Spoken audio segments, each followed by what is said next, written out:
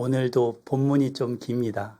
2장을 나갈 거기 때문에 조금 제가 줄인다고 줄였지만 각오하시고 함께 해주시면 감사하겠습니다. 예.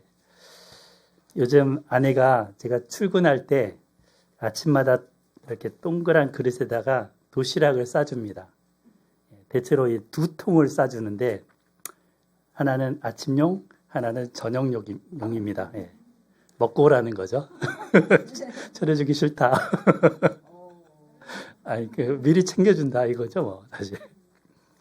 내용물에 뭐가 들어갔냐면 여기 잠깐 보여드릴게요. 네, 브로콜리, 또 양배추, 양파, 당근, 사과, 그리고 계란도 들어갑니다. 계란도 2개씩이나 단백질 보충하라고. 기분 좋은 날에는 전복죽도 넣어줍니다. 예. 그리고 이 메뉴가 때로는 이제 다른 것도 바뀌기도 하죠. 이건 이제 음식을 냄비에다가 야채를 이렇게 85도에다가 쪄갖고 만드는 거라서 먹기에 부드럽고 맛도 이렇게 좋습니다. 채소가 살아있습니다. 이걸 먹으니까 뱃살이 이렇게 조금씩 들어가는 것 같습니다. 화장실 다니기도 편합니다.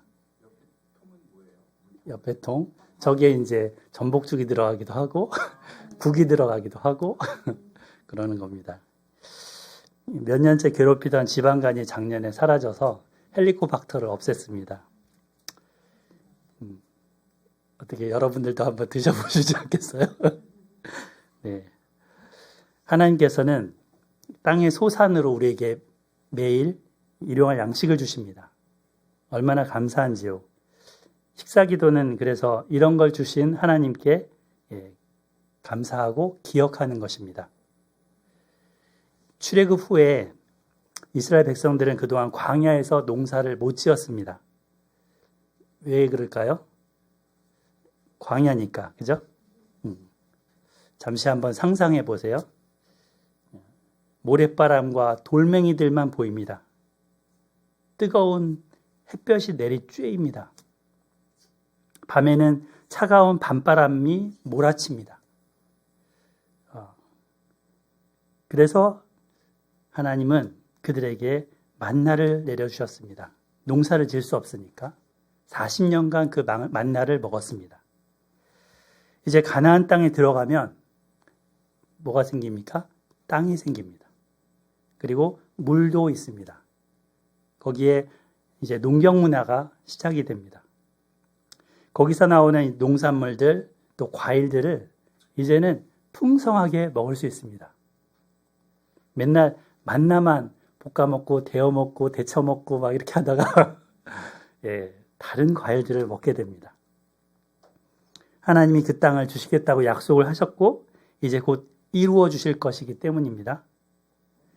그들을 지금 모세의 설교를 듣고 있는 청중들 눈앞에 뭐가 있습니까? 그 약속의 땅이 있습니다. 그들은 이 땅을 곧 차지하게 될 겁니다.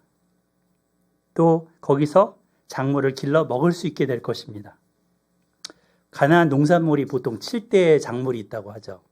곡식은 밀과 보리, 그리고 5가지 이제 과일들이 있습니다.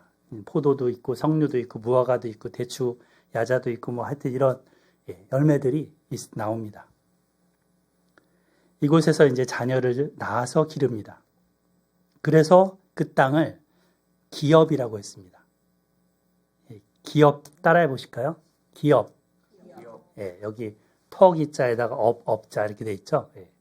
이거는 중소기업, 대기업의 기업이 아니에요. 다른 한자예요. 기업. 각 지파한테, 각 가족한테 가나안 땅에 들어가면 그 땅이 주어집니다. 이 땅이 주어지면 자손 대대로 그 땅을 물려주면서 거기서 살아갈 수 있습니다. 그래서 이것이 유산이기도 합니다. 그러니까 기업은 유산을 의미하는 거죠. 물려주는 것, 나눠주는 것. 나눠준다는 의미에서 또 분깃이라고도 합니다. 분깃. 나눌 분자. 그러니까 상속물이면서 나눔의 땅인 거죠. 이 땅에 들어갔을 때 어떻게 살 것인지 계속 모세는 그동안 십계명을 이렇게 순서를 따라서 말씀을 해오셨는데 오늘도 그 연장선입니다. 오늘은 특별히 두 가지, 앞부분에서는 분쟁이 일어났을 때 어떻게 할 것인지, 뭐 민사 소송이 될 수도 있고 여러 가지 소송 때, 뒷부분에서는 농작물을 거두었을 때 그들이 이제 어떻게 할 것인지 두 가지로 이렇게 나옵니다. 25장은 이제 뭐 체벌도 나오고 또 여기 보면은 싸움을 말릴 때 저울추 뭐 이런 재판에 대한 거 이런 얘기들이 나오죠. 그다음 26장은 이제 예물을 드리는 그리고 11조를 드리는 이런 부분으로 이렇게 구성이 되어 있습니다. 내용이 참 많다 보니까 설교를 줄인다고 줄여도 예, 이렇게 됐습니다. 한번 같이 나눠보죠. 보통 이제 약자들한테 이렇게 나누라고 하는 거는 뒷부분에 이렇게 나와요. 예. 그래서 하나님께 먼저 드린 다음에 3년마다 모은 것에서 일부를 약자들과 나누고 기뻐하라고 즐거워하라고 하십니다. 예. 우리 1절부터 한번 25장 1절부터 같이 읽어보겠습니다. 1, 2절 시작. 사람들 사이에 시비가 생겨 재판을 청하면 재판장은 그들을 재판하여 의는 의롭다 하고 악인은 정죄할 것이며 악인에게 태형이 합당하면 재판장은 그를 엎드리게 하고 그 앞에서 그의 죄를 따라 수를 맞추어 때리게 하라. 네. 사람이 살다 보면 다툼이 일어날 수 있죠. 가나안 땅, 약속의 땅이라고 예외는 아닐 겁니다. 그죠? 그곳도 사람 사는 곳이니까요. 누가 분쟁이 생기면 맞는가 틀린가를 판가름하기 위해서 재판이 열립니다. 보통은 성문 앞에 장로들이 앉아서 그 재판을 하죠. 성문 앞 장소가 문 있는 장소가 재판 장소입니다. 두 사람 사이에서 재판장이 다 들어보고 판단을 하겠죠. 그리고 잘못한 사람한테는 형을 집행합니다. 근데 앞서서는 뭐 사형도 있었고, 그죠? 또 여러 가지 감옥처럼 가두는 형도 있을 겁니다. 그런데 여기서는 매를 때리라고 했습니다. 때리라, 태형. 2절에 보면 태형이 합당하면 이게 때리는 형입니다. 지금은 학교에서는 이제 체벌이 거의 없어졌습니다. 우리 하주정재님, 학교 선생님들이 혹시 매 갖고 다니나요? 아니죠. 네. 제가 학교 다닐 때는 그 선생님들이 매를 하나씩 들고 다녔습니다. 어떤 선생님들은 좀 두툼한 매고 어떤 선생님은 얇은, 여자 선생님들 아주 회초리 같은 얇은 매를 들고 다닙니다. 매를 안 갖고 올 때는 자를 갖고 옵니다. 그래서 숙제를 안 해오면 뭐 나와 해서 매를 때리기도 하고, 떠든 사람 이름 적으라 한 다음에 매를 때리기도 하고, 장난치다가 맞기도 하고, 싸우다가 맞기도 하고, 맞고, 그러면서 맞으면서 컸습니다. 여러분들도 그 시절이 생각나시는 분들이 계실 것 같습니다. 예. 당시 이스라엘에서는 재판장이 악인이라고 판결을 내리면 그 몇 대를 때릴지를 정합니다. 그러면 그 때리는 수에 맞춰서 재판장 앞에서 엎드리게 하고 그 수에 맞춰 때리게 한 것입니다. 본문에 의하면 그렇죠. 이거는 이제 악한 것에 대한 대가입니다. 또 앞으로 그 사람이 더 악한 짓을 하지 말도록 하는 예방책이기도 합니다. 그것을 보는 사람들에게는 뭘까요? 그걸 보면서 저렇게 잘못하면 이렇게 맞겠구나, 경각심을 갖고 그런 죄를 짓지 않도록 하기 위함입니다. 우리나라에서는 매 하면은 뭐가 생각나십니까? 조선시대 때 곤장이 있죠. 그 곤장의 그 나무를 뭘 쓰느냐면 물풀의 나무를 씁니다. 물풀의 나무가 이게 약간 유연성이 있거든요. 근데 만약에 그거를 유연성 없는 나무로 만든 거를 때린다 그러면 이 사람은 가는 거죠. 요즘도 이 태형 제도를 시행하는 나라가 몇몇 있습니다. 싱가포르 아시죠? 법과 규정이 엄격해서 범죄율과 재범률이 굉장히 낮습니다. 거의 떨어집니다. 이 이유 중 하나가 무서운 태형이라고 합니다. 징역형만 하는 게 아니라 그 때리는 벌을 같이 합니다. 징역을 하더라도 꼭 때려서 한 다음에 징역을 시킵니다. 공개적으로 태형을 집행하는데 집행관이 때릴 때 그냥 이렇게 때리는 게 아닙니다. 온 몸에 그 체중을 다 실어서 때린답니다. 그림 하나 갖고 왔는데요. 네.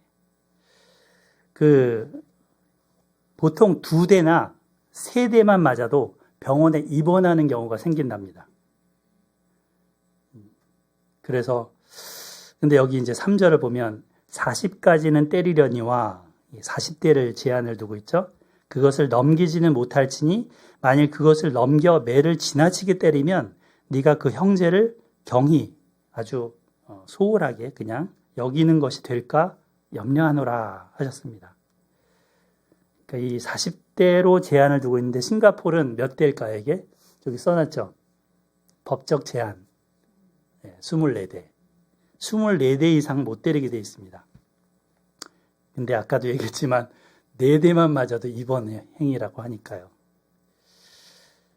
근데 매는 사실은 맞을 때도 아프지만 맞기 전에 그 공포, 두려움 그것으로 기절하는 사람도 생긴답니다. 그러면 입원을 일단 시킨 다음에 낫고 나서 괜찮아지면 다시 매 맞는 장소로 보낸다고 하죠. 성경에서는 여기 40대라고 했는데 사도 바울은 40에 하나 감한 매를 맞았다고 하죠. 근데 그 이유는 이제 실수로 한 대 더 때릴 수도 있으니까 그러면 이제 40을 넘기는 거잖아요. 그 율법을 어기는 거니까 유대인들이 이렇게 했다고 합니다. 자, 근데 모세는 40대로 매를 제한한 이유가 여기 뭐라고 하냐면 네가 네 형제를 경히 여기는 것이 될까 하노라 하셨습니다. 그러니까 형벌을 받는 사람이 아무리 악인이라도 그 사람도 그들의 형제라고 하는 거죠. 네 형제를 했습니다. 아무리 악한 짓을 해서 때리지만 인간의 생명 자체는 존중해 주라 합니다. 죄가 미운 것이지 그 사람 자체가 미운 건 아니다 하는 거죠. 징계라는 거는 고치고자 하는 게 목적이지 그 사람을 파멸해서 죽이는 데까지 이르게 하는 건 아니라는 겁니다. 근데 사실 철없는 애들도 맞을 짓을 하죠. 맞을 짓을 하는데 다 큰 우리도 보면 살면서 의도하건 의도하지 않건 간에 맞을 만한 짓을 때론 합니다. 근데 다 맞나요? 아니죠. 그냥 넘어가는 경우들이 많습니다. 근데 성경은 언젠가 모든 사람이 하나님의 심판대 앞에 설 것이라 라고 했습니다. 그러니까 지금 안 맞으면 그때 가서 맞을 수도 있습니다. 성경은 죄에는 재판을 통해서 정당한 대가가 치러져야 한다고 하고 있습니다. 이 죄에 대한 대가 지불을 그런데 해주신 분이 있습니다. 여러분 잘 아시다시피 예수님이죠. 이사야 선지자가 그분이 오기 전 700년 전에 이분에 대해서 얘기를 했습니다. 이사야 53장 5절 그가 채찍에 맞음으로 우리는 나음을 받았도다. 그가 채찍에 맞음으로 우리는 나음을 받았도다. 이 예언대로 오신 예수님이 아무 죄가 없는데 로마 군병들이 그 내리치는 가혹한 채찍으로 매를 맞으셨습니다. 온몸에 살이 터져나가고 피투성이가 되실 정도였습니다. 마태복음 27장 26절 예수는 채찍질하고 십자가에 못 박히게 넘겨주니라. 이사야의 예언대로 예수님이 받으신 그 대가로 인해서 우리가 나음을 받았습니다. 평안과 나음, 치료를 얻습니다. 이 은혜가 우리 모두에게 있기를 소망합니다. 아멘. 자, 4절을 보겠습니다. 4절 곡식 떠는 소에게 망을 씌우지 말지니라. 간단하게 나오죠. 예, 당시 그 타작하는 그 방법 중에 하나가 소가 이제 타작 마당을 밟아서 그러면은 이 곡식위에 달려있는 나달들이 막 나올 거 아닙니까? 바깥으로. 예, 그렇게 해서 털어내는 방식이었습니다.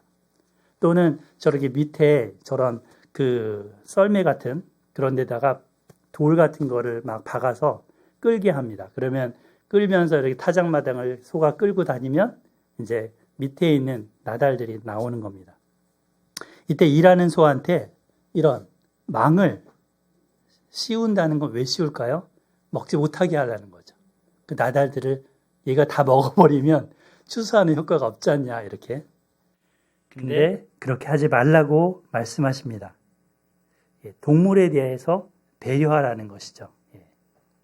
바울 사도는 나중에 고린도전서, 디모데전서에서 이거를 일하는 일꾼에게 그 삭슬 주는 것, 그 일꾼이 삭슬 받는 게 마땅하다 이런 얘기로 해석을 하고 있습니다. 자, 그 다음에 이제 계대 결혼에 대해서 보겠습니다. 5절, 6절 같이 읽어보겠습니다. 시작. 형제들이 함께 사는데 그중 하나가 죽고 아들이 없거든 그 죽은 아내는 나가서 타인에게 시집가지 말 것이요 그의 남편의 형제가 그녀에게 돌아가서 그를 맞이하여 아내로 삼아 그의 남편의 형제된 의무를 그에게 다 행할 것이요 그 여인이 낳은 첫 아들이 그 죽은 형제의 이름을 잊게 하여 그 이름이 이스라엘 중에서 끊어지지 않게 할 것이니라. 아멘. 성경이 좀 어려운 게 번역을 이렇게 놔서 그녀라고 해놓으면 훨씬 이해가 될 텐데 그를 맞이하여 이렇게 하니까 남자 같잖아요. 그녀를 맞이하여 아내로 삼아 그녀의 남편의 형제된 의무를 그녀에게 다 행할 것이요. 이렇게 보면 되겠죠? 자, 룻기에서 그 보아스가 룻에게 해준 일화를 여러분들 잘 알고 있을 겁니다. 그 대를 이어주는 결혼을 보아스가 했죠. 룻하고. 자식이 없이 죽은 그 말론이라는 그 사람 대신에 그가 결혼을 해서 누굴 낳았어요? 오벳을 낳았죠. 오벳. 네. 그래서 이제 이 형제가 형수 또는 제수와 함께 혼인하고 자식을 낳게 해주는 그런 법이 여기 지금 소개되고 있는 겁니다. 이 결혼으로 태어난 아들은 그 죽은 사람의 이름을 이어주게 되어 있습니다. 또 그 죽은 사람의 기업, 그 땅을 물려받게 됩니다. 이렇게 해주는 게 그 남아있는 살아있는 형제된 자가 해줄 의무라는 거죠. 우리 문화에서는 이런 건 생소합니다. 근데 고대 문화에서는 이게 가정 공동체를 유지하는 법이었습니다. 이 제도는 이스라엘만 있는 게 아니라 우리나라 고대에도 있었다고 합니다. 진짜요? 예. 부여 아시죠? 부여. 고구려 위에. 부여에 이런 제도가 있었다고 하고요. 고구려에도 왕실에서는 이 제도를 시행했다고 합니다. 이렇게 대를 이어준다 하는 것을 한자 말로 이제 계대 결혼, 이을 계자에 대 이렇게 해서 나오죠. 예. 그리고 좀 어려운 말을 쓰면 그 밑에 한번 읽어볼까요? 뭐라고 썼는지 시작. 형사취수제. 네, 형사취수제. 형이 죽을사, 죽으면 취한다. 제는 이제 뭐 형수가 됐건 제수가 됐건 그 부인을 취하는 제도다. 이렇게 해서 형사취수제라고도 부릅니다. 예.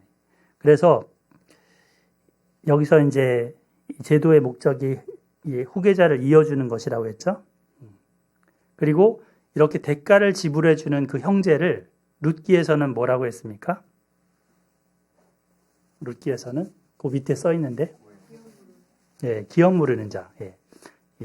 히브리어로는 고엘, 영어로는 리디머, 리디머, 구속자라고도 번역하죠. 이 계대 결혼을 하는 그 고엘, 기업 물으는 사람한테는 희생과 손해가 적잖이 따르게 됩니다. 일단 내 이름으로, 자기 이름으로 그 후손이 이어지지 않잖아요. 형제의 이름으로, 그 형이나 동생의 죽은 그런 형제의 이름으로 이어지게 되니까요. 그 다음에 두 번째 뭐냐면 레위기 25장에 이 기업 물으는 자가 해야 되는 또 한 가지가 있습니다. 그게 뭐냐? 미망인이 된 그 과부가 먹고 살기 위해서 일단 조상으로부터 물려온 기업, 그 땅을 일단 팔려고 할 수가 있거든요. 먹고 살기 위해서 땅을. 그러면 그 형제된 그 기업 물으는 자가 그 땅을 자기 돈을 내서 그 땅을 사주고 그녀에게 그 땅이 계속 갈 수 있도록 해주는 겁니다. 이거를 기업 무르기라고 합니다. 기업 무르기. 아까 기업은 땅이라고 했죠. 예. 무른다. 무른다는 거는 물건을 샀다가 이렇게 바꿔주세요. 아니, 그냥 환불해 주세요. 이런 걸 물러주세요. 이러잖아요. 예. 그런 것처럼 판 땅을 환불해서 사주고 그 땅에서 농사 짓고 살 수 있게 그녀가 살 수 있게 해주는 겁니다. 조상으로부터 내려온 그 하나님이 주신 땅, 그 기업이 끊이지 않고 이어가도록 하게 하려는 하나님의 마음이 담긴 제도입니다. 후손이 있어야 일단 미래가 열리죠.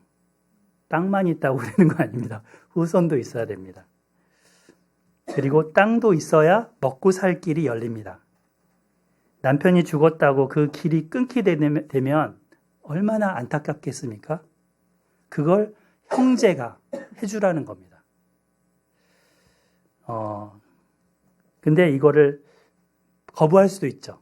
거부할 수도 있습니다. 예, 우리 7절을 보면 그러나 그 사람이 만일 그 형제의 아내 맞이하기를 즐겨하지 아니하면 그 형제의 아내는 그 성문으로 장로들에게 나아가서 말하기를 내 남편의 형제가 그의 형제의 이름을 이스라엘 중에 잊기를 싫어하여 남편의 형제된 의무를 내게 행하지 아니하나이다 할 것이요.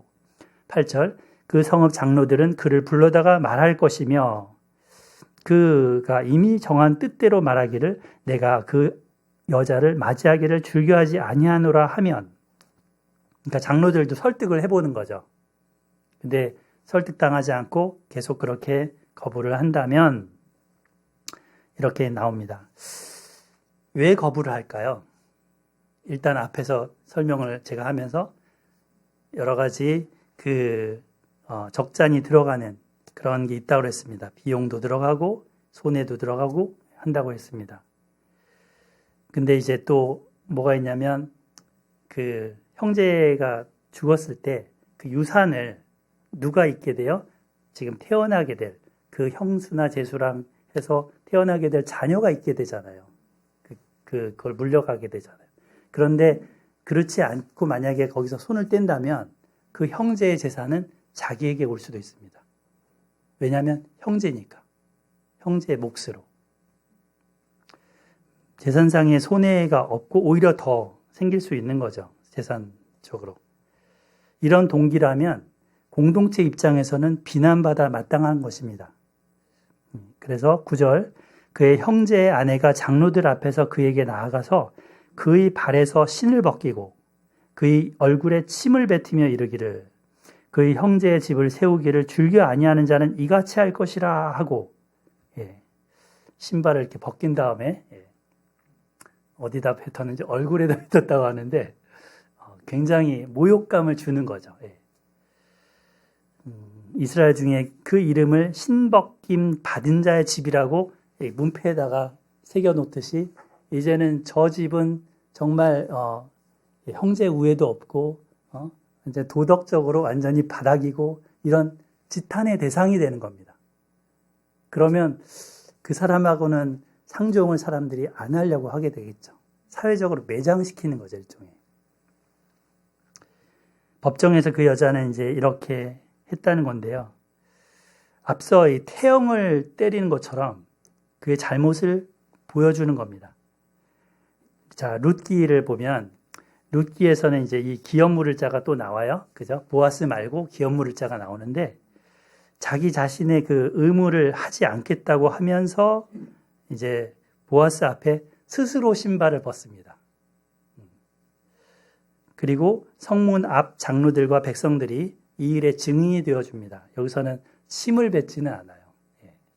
그리고 좀 약간 고상하게 넘어가죠. 예, 분위기상. 그런데 재미있는 것은 이 룻기에 기록된 족보에 보면 원래는 어떻게 돼야 되냐면 이제 룻의 원래 남편 말론 그 다음에 말론 다음에 이제 오벳 이렇게 돼야 되잖아요.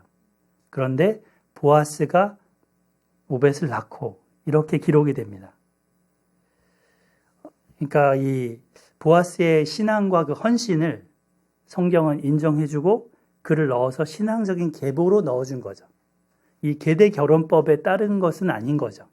그렇게 하면 말론, 오벳 이렇게 가야 되지만, 예. 그래서 이러한 부분을 참 주목해보면 좋을 것 같습니다. 저기 써놨는데 자손을 잇는 이것은 이스라엘 공동체에서 정말 중요한 것입니다. 신앙적인 행위입니다. 특히 믿음의 가문을 세워가는 것은 엄청 중요합니다. 오늘날 출산율 저하 0.7로 뭐 이렇게 됐는데 이 당시의 시각으로 보면 거의 저주에 가까운 것입니다. 계대 결혼이라는 제도까지 세워서 자식을 잇도록 하는 그 의미를 생각해 보아야 할 것입니다. 하나님의 약속을 받은 백성이 이제 씨가 없어서 씨가 말랐다. 거의 그냥 당대로 끝난다. 비극인 거죠. 근데 후대에 물려주고 그 신앙을 이어주면서 하나님의 약속을 이어주면서 산다는 것은 또 반면 복입니다. 그래서 한 공동체에서 그거를 위해서 같이 힘을 모으고 지혜를 모으고 마음을 쓰라는 것을 우리는 알 수 있습니다. 자, 이 기업 물을 자, 리디머, 고엘, 구속자 이렇게 하면서 나왔는데 보아스가 룻에게 그 역할을 해준 것이었다면 신약 시대에는 누가 이 역할을 했습니까? 예수 그리스도. 예수님이 우리에게 이 역할을 해주시기 위해서 오셨습니다. 기업 물을 자로 오셨습니다. 어떻게 기업을 물러줬는지 한번 설명을 들어보세요. 아담이 뱀한테 속을 때 속아서 넘어갔었잖아요. 그리고 나서 에덴 동산에서 쫓겨났습니다. 아담과 하와는 원래 에덴 동산을 기업으로 하나님께 얻은 거였죠. 그런데 죄를 짓자 뺏겼습니다. 누가복음 4장 5절부터 7절에 보면 마귀가 3가지 시험을 예수님한테 하는데 그 중에 한 가지 시험 중에 하나가 천하만국을 보이면서 이런 말을 하는 겁니다. 이 모든 권위와 그 영광을 내가 너한테 주리라. 이것은 나한테 곧 마귀한테 준 것인데 내가 원하는 자에게 주노라. 그러므로 네가 만일 나한테 절하면 다 네 것이 되리라.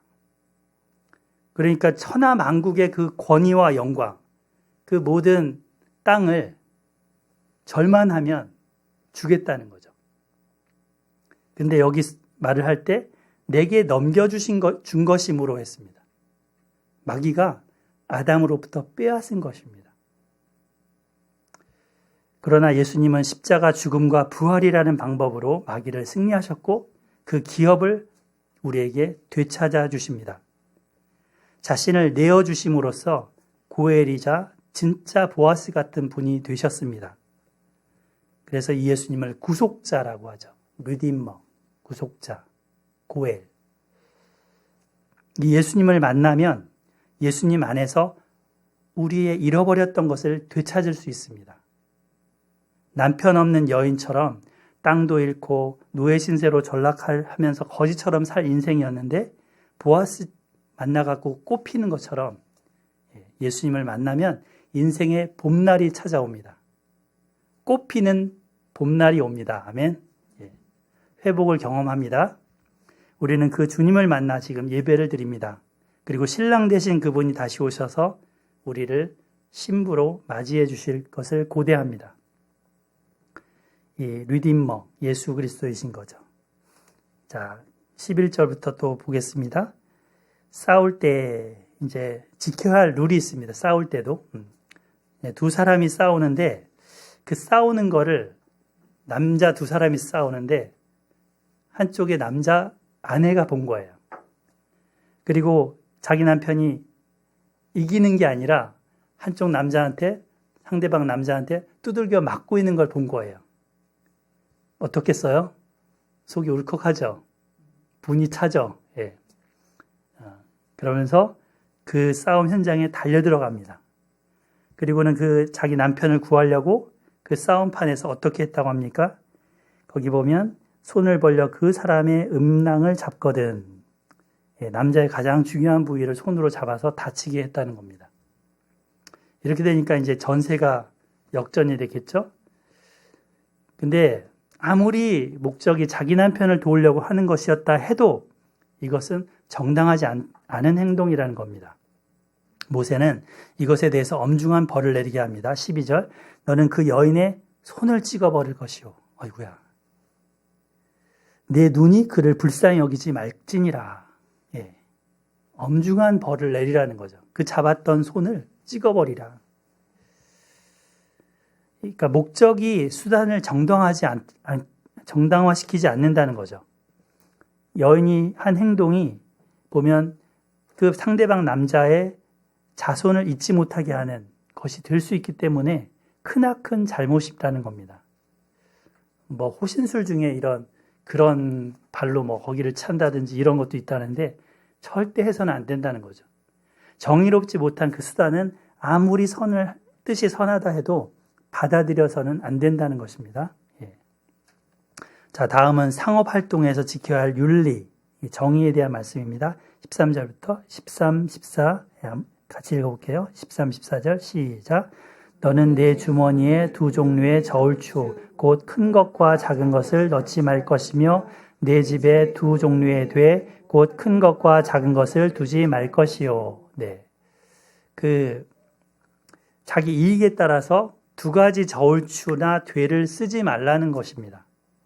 실제로 이렇게 부피나 길이나 뭐 이런 무게 이런 걸 재는 도구들이 있어요. 여기도 보면 무게를 달아서 이제 여기다 하면 가운데 이 중심선에서부터 기울어지는 걸 가지고 무게를 재는 거죠. 근데 추 종류도 보면은 되게 많은데 예. 자기 목적에 맞춰서 그 똑같은 중량으로 쓰고 약간 다른 무게를 가지고 쓴다면 속이는 겁니다.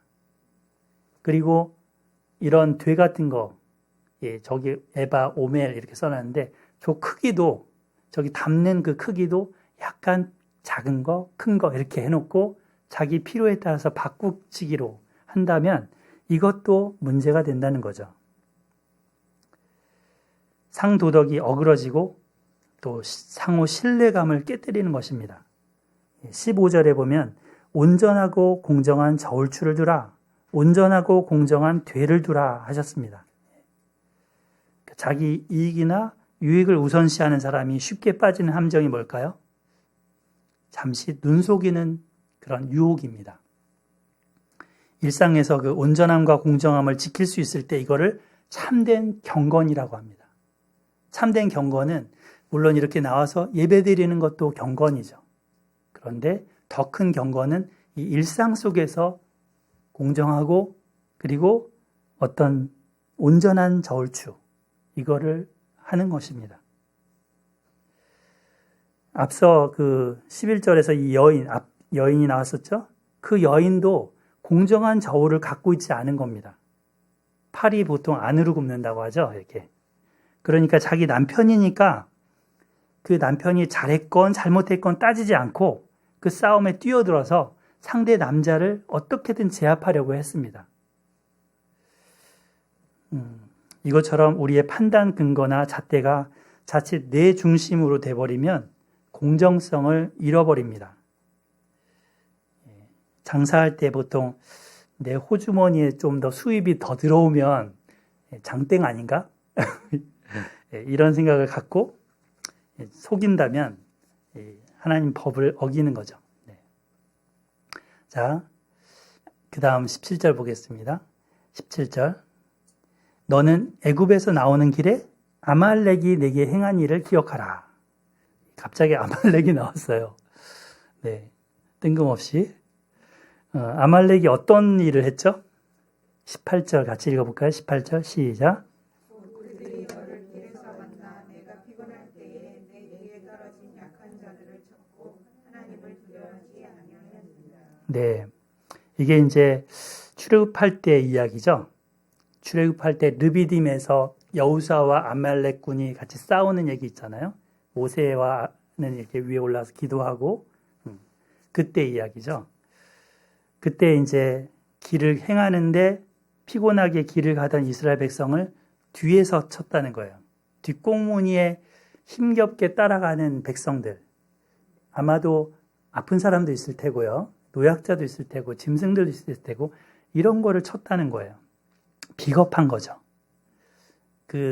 이렇게 초원에 보면은 야생 초식동물이 막 풀을 뜯는데 노리고 있다가 얘네들이 막 움직일 때 막 뒷공무니에서 천천히 가는 애들, 어린애들, 이런 거를 뭐가 노려요?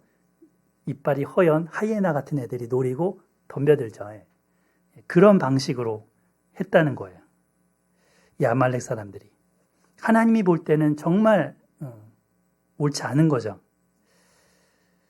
그래서 이들이 보면 사실 아말렉이 어디서 왔냐면 에서의 후손들이거든요. 에서의 손자가 아말렉이에요.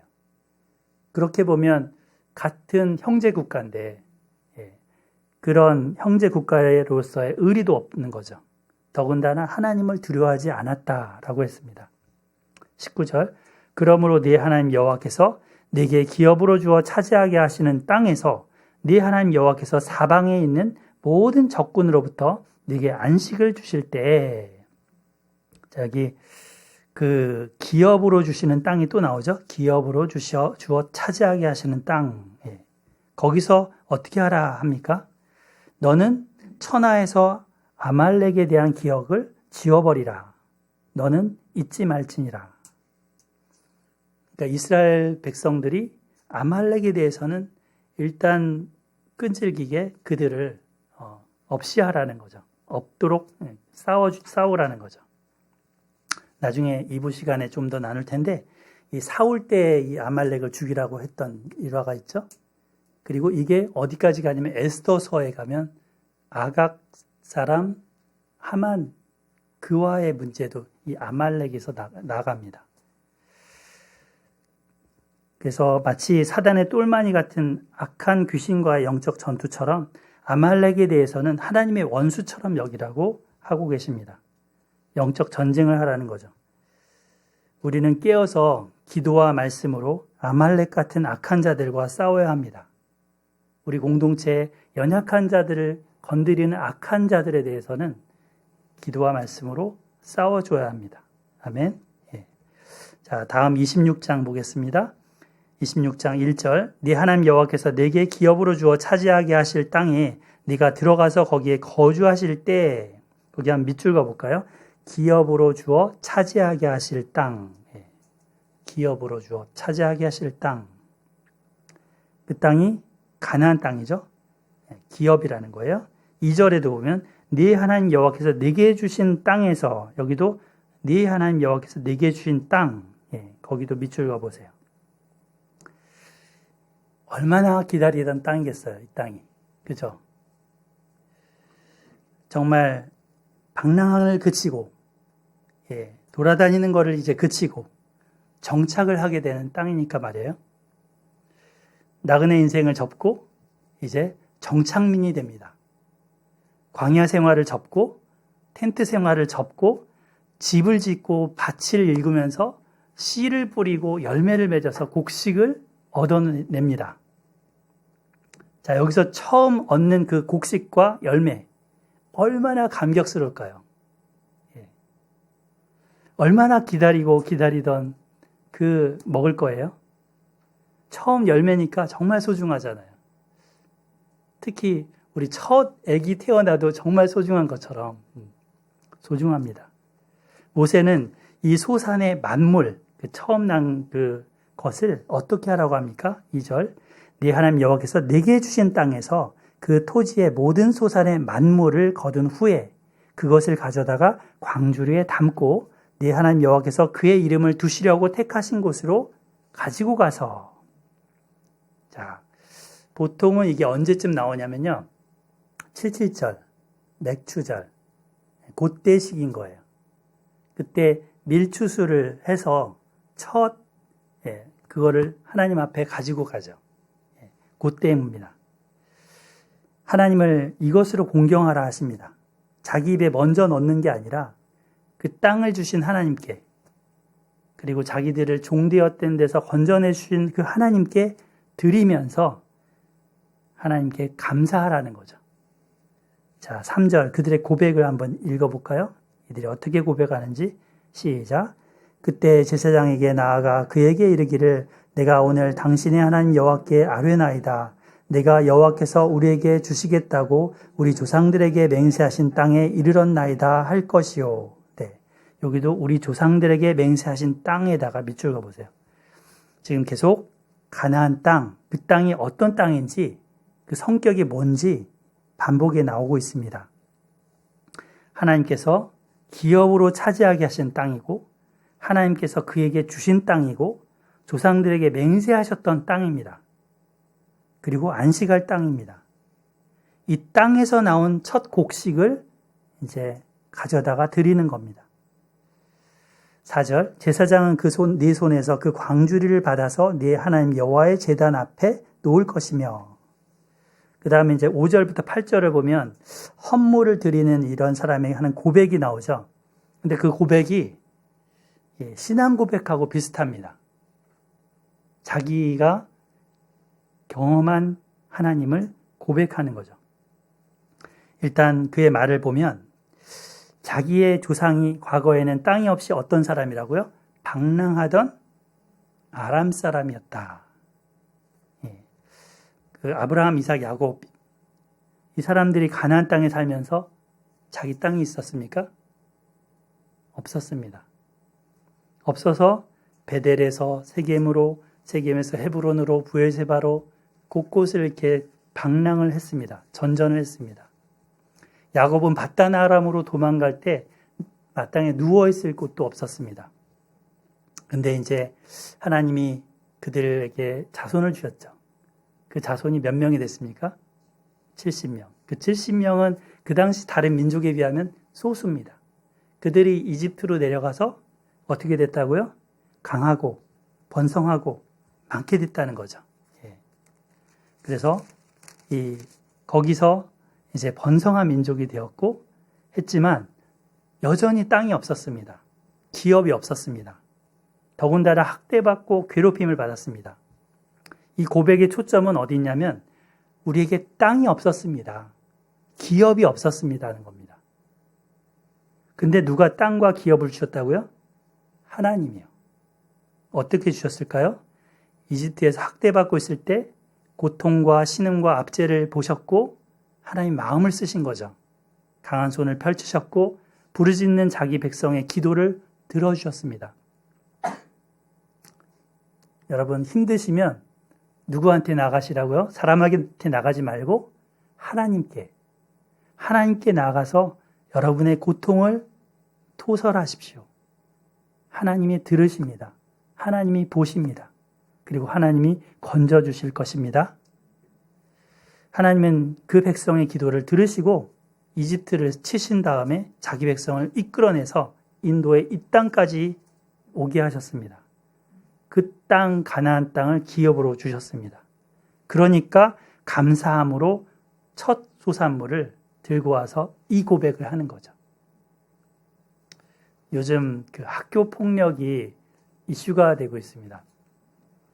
코로나 동안에는 이제 학생들이 학교를 못 가니까 집안에만 막 이렇게 있다가 코로나가 딱 이게 지나고 나니까 이제 대면이 됐잖아요. 근데 그동안에 애들이 사회성을 잘 못 배웠어요. 그래갖고 만나서 토닥거리는 게 좀 많아졌다고 합니다. 특히 고등학생들까지 가면 더 그게 심하다고 얼마 전에 뉴스를 본 적이 있습니다. 학생들 간에 그 왕따시키는 것들, 이런 게 과거에도 많이 있었지 않습니까? 근데 이제 학교 폭력으로 보면은 보통 약한 애들을 건드리죠.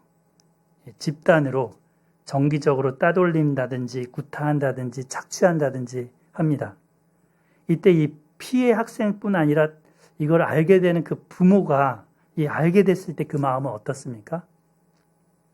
굉장히 화가 나고 속이 타고 고통스럽습니다. 이런 부모가 자녀를 위해서라면 무슨 수를 쓰더라도 그 자녀를 돕고 건져주려고 할 것입니다. 이런 것처럼 하나님이 그 백성을 도우셨습니다. 자기 자식을 돌보시듯이 돌보셨습니다.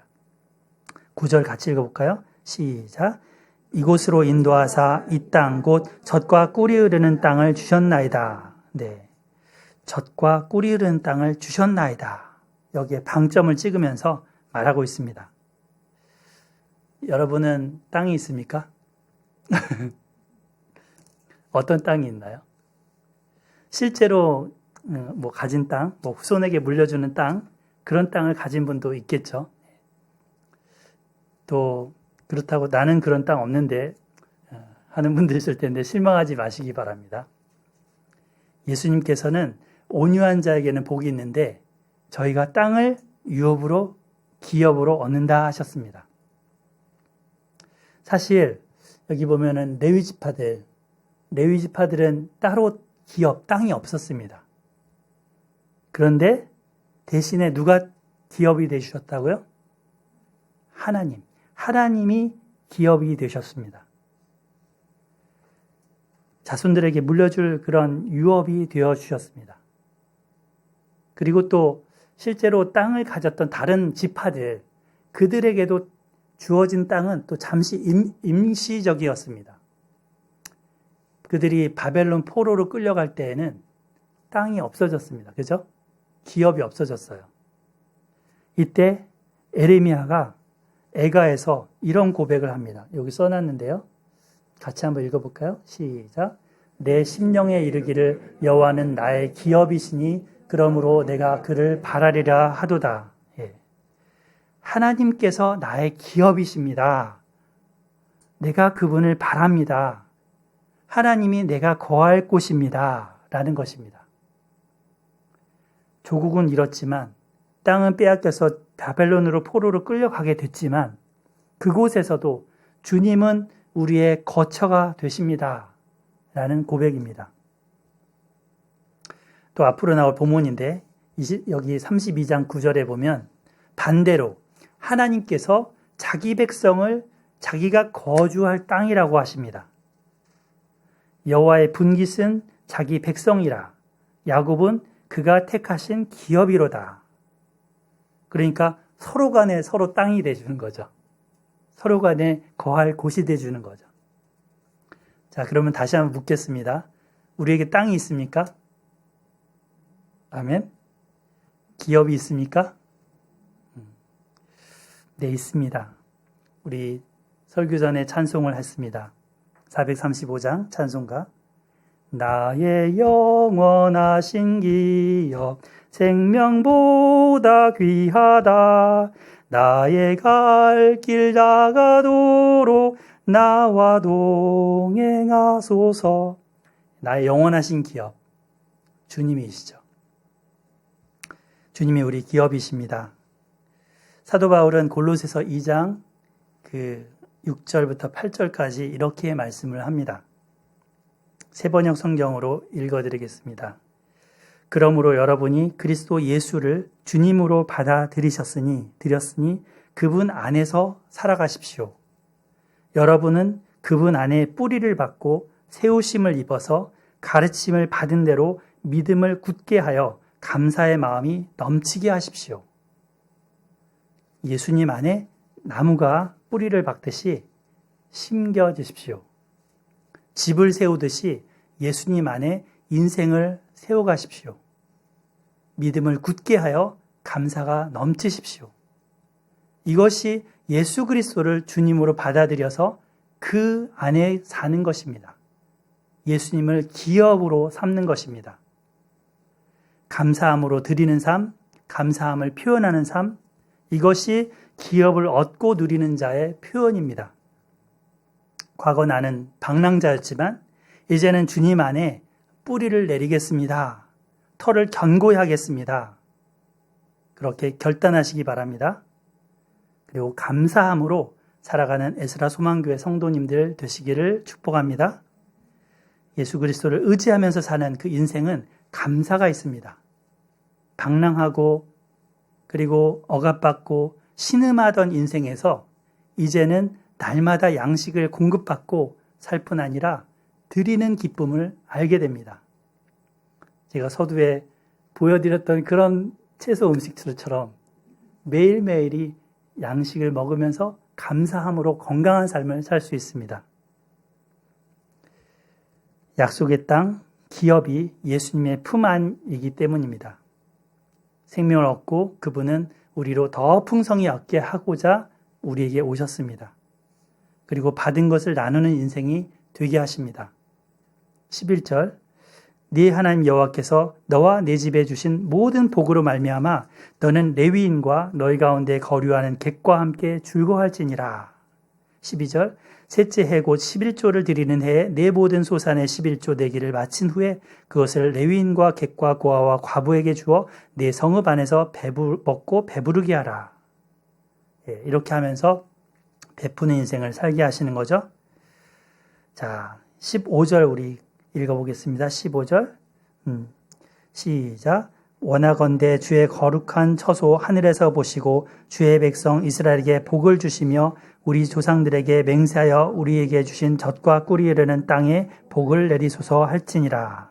네, 이렇게 고백하는 사람은 앞서서 그 성물을 우상한테나 죽은 자의 제사에 쓰지 않았다라고 합니다.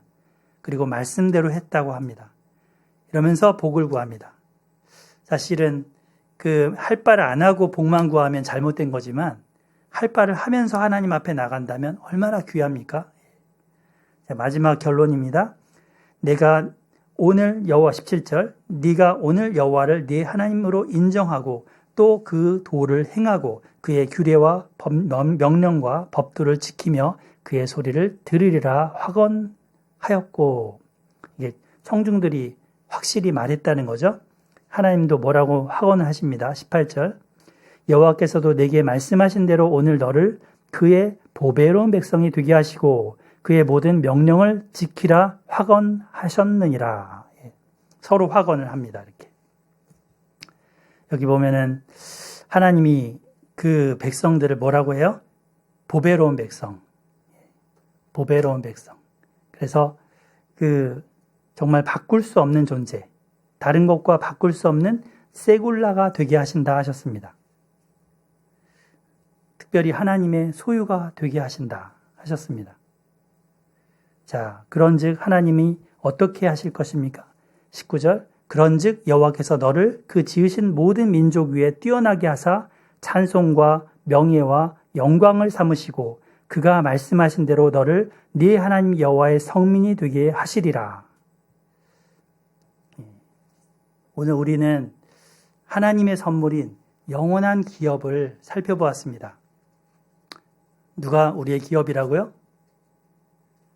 누가 우리의 기업입니까? 예수 그리스도.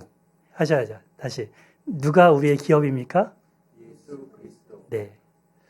예수 그리스도. 그분 안에 우리가 뿌리를 받고 터가 견고해지십시다. 그리고 그 안에 행하여 살아감으로 자손 대대 그 신앙을 물려주는 우리 모두가 되기를 바랍니다. 그래서 오늘 19절 말씀처럼 주님의 자랑거리고 찬송거리고 명예와 영광이 주님이 우리를 그렇게 여기시도록 그런 삶이 되도록 하기를 바랍니다. 19절 같이 읽고 기도하겠습니다. 시작. 그런즉 여호와께서 너를 그 지으신 모든 민족 위에 뛰어나게 하사 찬송과 명예와 영광을 삼으시고 그가 말씀하신 대로 너를 네 하나님 여호와의 성민이 되게 하시리라. 아멘. 기도하겠습니다. 하나님 아버지 감사합니다. 하나님께서 우리의 기업이 되주셔서 감사합니다. 우리의 거할 터전이 되주셔서 감사합니다. 예수 그리스도 안에 이 주님 저희가 뿌리를 받고 또 터가 견고하여지기를 소망합니다. 그래서 주님이 주시는 그 양식을, 그 영의 양식, 생명의 양식을 받아 누리게 하여 주시옵소서. 또한 우리가 받아 누릴 뿐 아니라 어렵고 힘든 이들에게 나눌 수 있게 하여 주시옵소서. 하나님 아버지, 우리를 위해서 이 땅에 오셔서 대신 매를 맞아주시고 또 대신 고엘이 이 기업 무르는 자가 되어주신 예수 그리스도 그 은혜에 감사를 드립니다. 감사하며 예수님의 이름으로 기도드렸습니다. 아멘.